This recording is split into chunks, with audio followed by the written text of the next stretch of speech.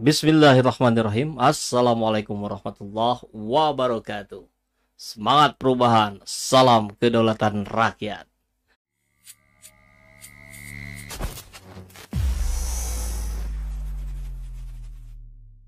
Ya, tadi siang ke sore ya kita menyaksikan sebuah pertunjukan yang pertunjukan yang layak menjadi tuntunan. Nah, gitu ya kan, banyak sekarang tontonan yang tidak menjadi tuntunan. Kalau tontonan ini layak sekali jadi tuntunan karena kita melihat sebuah fakta data lagi-lagi di lapangan membuktikan bahwa bagaimana gelombang perubahan yang disematkan pada sosok yang bernama Haji Anies Rashid Baswedan ini sungguh mendapatkan respon yang sangat besar di lapangan ya, bukan di lembaga survei.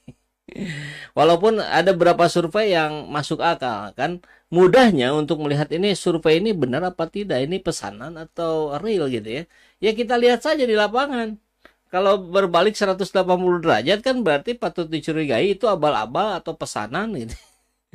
Tapi kalau ternyata real, berbanding lurus misalkan dengan hasil Google Trend misalkan ya, dengan big data yang ada di internet, nah itu bisa jadi benar kan gitu.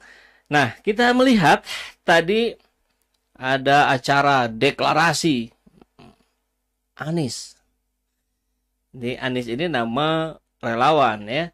Dulu yang bersamaan dengan relawan kami, komandan ya, Komando Menangkan Anies Baswedan, lebih dulu mereka selang 1 bulan kalau tidak salah, Anies juga itu Aliansi Indonesia Sejahtera ya kalau tidak salah, dipimpin oleh koordinatornya Bang Laude Basir. Nah, Anies yang ini beda kepanjangannya, yang ini adalah Amanat Indonesia dari kader PAN. PAN kan Partai Amanat Nasional, ini Amanat Indonesia. Nah, saya kira ini menarik karena kita lihat KIB ya, konon katanya sekarang hari ini sudah bubar ya karena P3 dan sudah mendukung Ganjar, PAN kemungkinan besar mendukung Ganjar, Golkar nampaknya bakal geser ke Prabowo atau ke Anies Baswedan bahkan. Yang menarik adalah ketika kita melihat bagaimana struktur partai secara resmi mendukung ke sebelah sono, tapi kadernya ke sebelah sini. Ya, kita lihat. Ini sudah pernah ada survei yang dilakukan, rupanya dahsyat sekali, ini majeleb sekali ini. 61,4% pemilih PAN memilih capresnya Anies Baswedan. Mayoritas ini. Jadi luar biasa ketika kita melihat selalu begitu ya, yang struktur dan yang di bawah ada saja yang berbeda. Dan ini akan kita bahas, padahal ya, untuk memilih pemimpin itu bisa dibikin mudah. Kata kuncinya adalah sandingkan, bandingkan. Sandingkan dulu, misalkan Anies dengan Ganjar Pranowo, Anies dengan Prabowo, Prabowo dengan Ganjar. Ya sandingkan, kemudian bandingkan. Tentu yang dibandingkan adalah rekam jejak, rekam karya, rekam gagasan. Ya, bukan membandingkan kepopuleran, bukan membandingkan gimmick, bukan membandingkan subscriber, karena itu tidak berbanding lurus, bahkan bisa jadi berbanding terbalik gitu. Nah, maka ini selaras juga apa yang disampaikan oleh Bang Syahrin Hamid ya. Syahrin Hamid ini senior saya juga di kampus ya. Luar biasa, kita sudah berencana mau podcast tapi waktu belum mempertemukan kita. Mudah-mudahan setelah ini ada kesempatan ya. Kita lihat pidatonya dari Syahrin Hamid di acara deklarasi Amanat Indonesia. Luar biasa, 10.000 sudah siap hadir, tapi ternyata panitia membatasi hanya 4.000. Konon katanya yang datang 5.000. Wah, kita dengarkan ya. Selanjutnya adalah bahwa dalam menentukan calon presiden dari pilihan-pilihan yang ada sebenarnya sederhana dengan menggunakan 2 pendekatan. Yang pertama adalah pendekatan sandingkan dan yang kedua adalah bandingkan. Sandingkan antara sosok dengan sosok, antara capres dengan capres. Jangan menyandingkan antara sosok dengan kesempurnaan. Tentunya itu akan sangat jomplang. Nah, maka dari itu, dengan menyandingkan Anies Baswedan dengan capres-capres yang lain. Nah, ya kan begitu ya, membandingkan itu harus apple to apple gitu. Bukan manusia dengan kesempurnaan. Kalau dicari kekurangan ya pasti ada, pasti banyak. Mau Ganjar pasti ada, mau Prabowo pasti ada, mau Anies Baswedan juga pasti ada. Yang namanya manusia. Partainya juga partai manusia, bukan partai malaikat gitu. Maka insya Allah dengan 3 ukuran. Yang pertama adalah asal-usulnya, yang kedua adalah rekam jejaknya, dan yang ketiga adalah gagasan tentang Indonesia masa depan. Dari segi asal-usulnya, orang tua dari Bapak Anies Baswedan dari pendidik. Kakeknya adalah pahlawan nasional yang merupakan bagian dari anggota Dokuritsu Zonbi Tsungakai, BPUPKI yang ikut mendirikan republik ini. Itu dari satu aspek. Yang kedua dari rekam jejak, sudah sangat banyak bukti yang dihadirkan di Jakarta. Bahwa rekam jejak Anies Baswedan adalah rekam jejak prestasi dan keberpihakan kepada rakyat. Ya, luar biasa ya. Ini yang kita harapkan. Ada pertarungan gagasan, pertarungan ide, pertarungan rekam jejak, pertarungan prestasi. Nah, tapi tetapnya kalau bahasa Pak Anies bukan musuh, lawan. Jadi kalau bertanding ini kan bersanding dan diperbandingkan. Memilih itu adalah membandingkan. Nah, kita lihat tadi ya, Pak Anies jelas gitu ya, cucu pahlawan, pendidikannya jelas gitu ya, dari S1, S2, S3, PhD ya. Kemudian karyanya jelas di Jakarta ada, ini bisa membuat, makanya ya ada apa namanya, di stigma sebagai politik identitas. Padahal justru di era Anies lah kehidupan antar umat beragama di Jakarta itu yang paling harmonis. Nah, kita lihat para pembencinya kan dibalik-balikan nih, intoleran, apa namanya, sering melakukan menjual ayat dan mayat. Astagfirullah. Padahal kalau ditanya warga Jakartanya, nggak ada tuh, mereka tenang-tenang saja, mereka kehidupannya baik-baik saja di bawah kepemimpinan Pak Anies. Dan yang ketiga adalah gagasan tentang Indonesia masa depan. Inilah yang nanti akan kita dengarkan pidato Anies Baswedan tentang gagasan Indonesia masa depan, yaitu luruskan jalan, hadirkan keadilan. Maka dengan kerja keras kita, tugas kita hanya 2. Yang pertama adalah bergerak. Kita harus bergerak dari kita, mulai dari yang terdekat dan di sekitar kita. Yang kedua adalah merangkul semua yang kita hadapi. Ya, ini menarik ya. Dia pakai konsepnya Agim nih. Mulai dari yang terkecil, mulai hari ini, apalagi satu lagi, mulai dari yang apa bisa kita lakukan gitu. Luar biasa. Jadi tidak dibuat sulit gitu. Memilih itu mudah, bergerak itu mudah. Asal kita melakukannya. Yang paling sulit itu kalau kita hanya berharap dan berdiam diri gitu. Padahal di Quran surat Ar-Ra'd ayat 11 disebutkan gitu bahwa Allah tidak akan mengubah nasib suatu kaum kalau kaum itu tidak berikhtiar untuk merubahnya. Nah, inilah yang menjadi patokan kita bersama dalam memenangkan Anies Baswedan ya. Merangkul semua golongan, merangkul semua kalangan untuk memenangkan Anies Baswedan. Bung Karno mengatakan Sammen Bondeling van alle Krachten. Kita harus bersatu untuk kita kuat.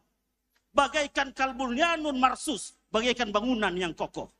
Dengan ini maka insya Allah 2024 insya Allah 2024 Anies Presiden, maka rakyat hanya minta satu hal. Apa yang rakyat minta? Rakyat minta jadilah petugas rakyat.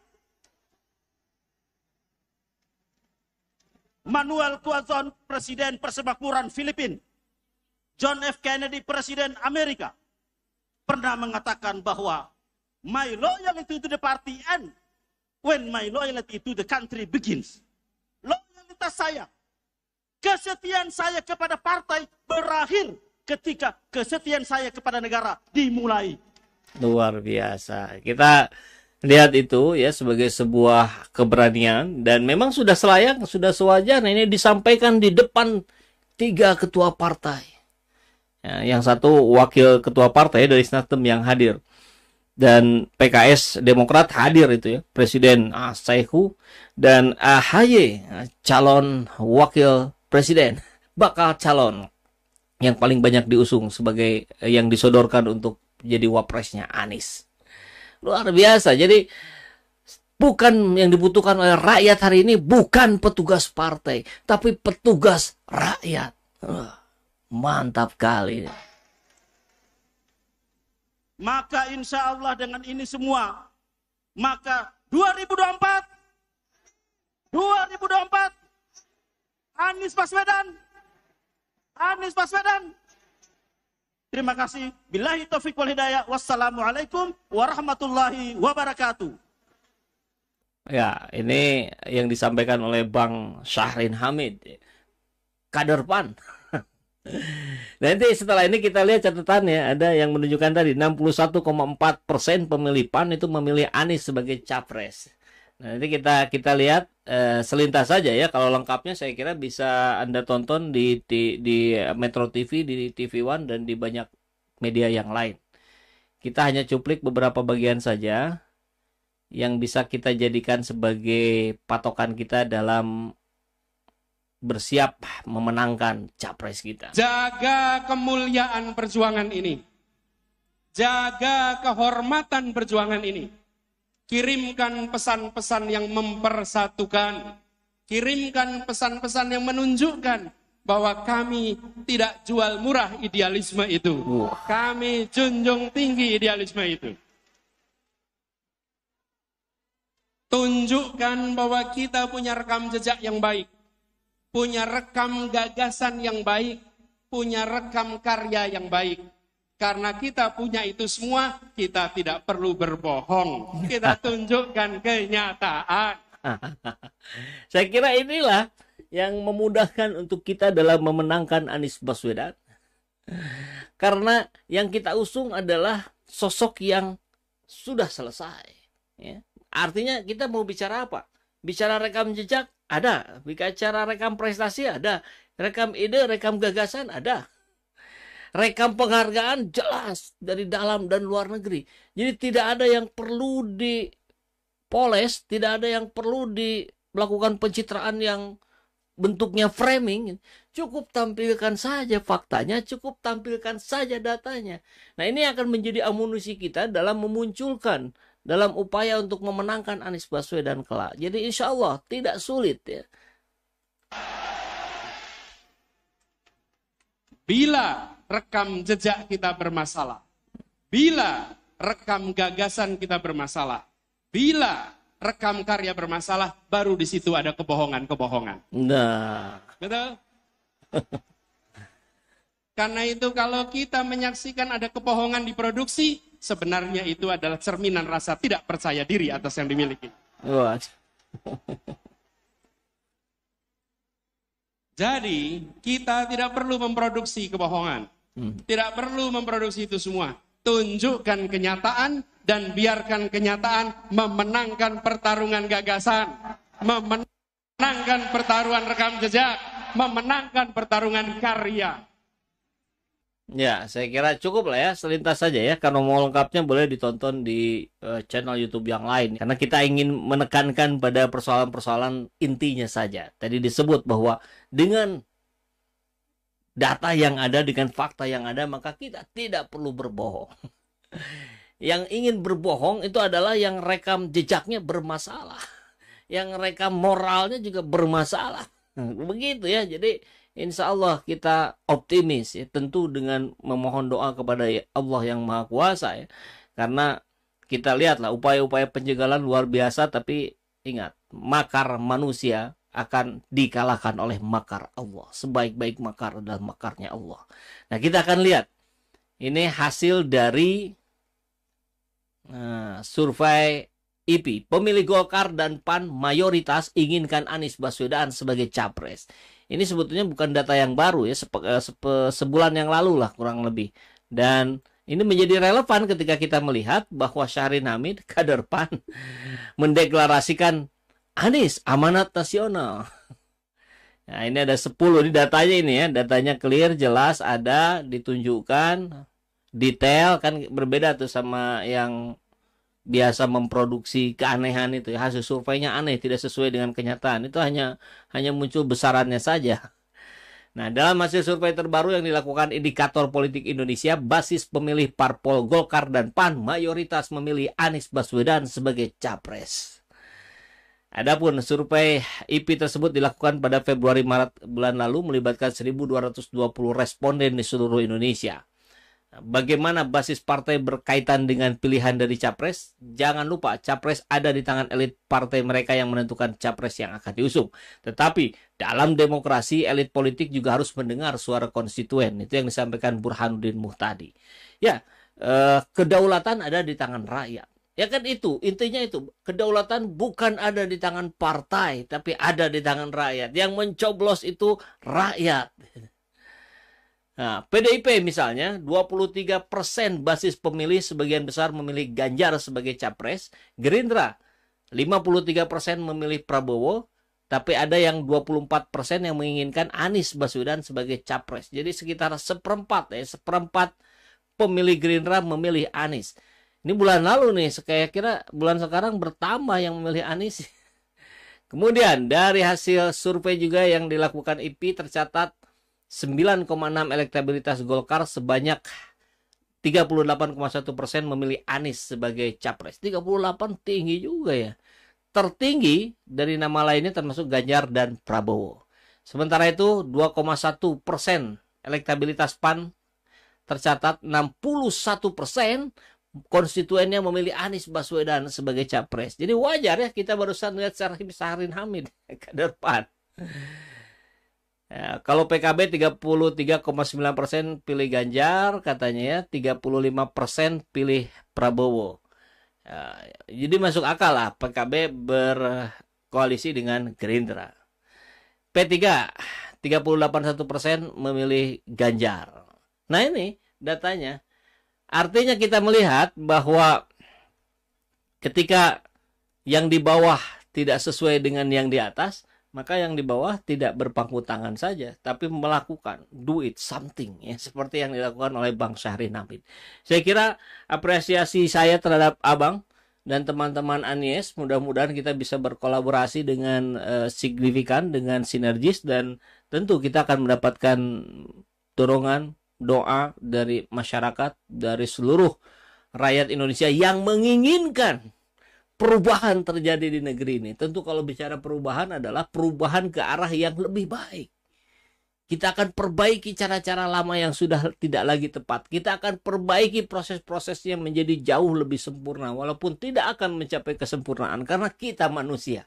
Begitu kali ya. Dan mudah-mudahan informasi ini bermanfaat. Silahkan sebarkan untuk menjadikan edukasi kita buat rakyat yang lain. Assalamualaikum warahmatullahi wabarakatuh. Semangat perubahan, salam kedaulatan rakyat.